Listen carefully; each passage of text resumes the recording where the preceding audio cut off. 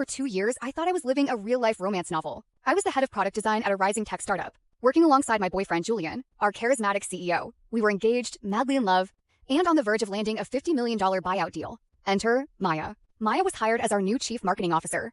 She was brilliant, stunning, and immediately took an interest in Julian. Within 3 months, I started noticing late-night text messages, hushed phone calls in the hallway, and unexplained weekend business trips.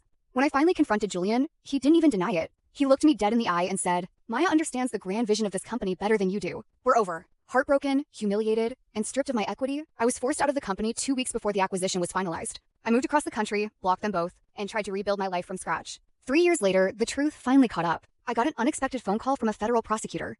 It turns out Julian didn't just break my heart, he was running a massive Ponzi scheme, laundering tens of millions in investor funds through shell companies. The FBI raided their headquarters, and Julian was facing 20 years in federal prison. When the trial started, I sat in the back row of the courtroom just to watch him fall. But the biggest shock came when the prosecution called their lead, undercover informant to the stand. Stepping up to the witness box, wearing a sharp dark suit, was Maya.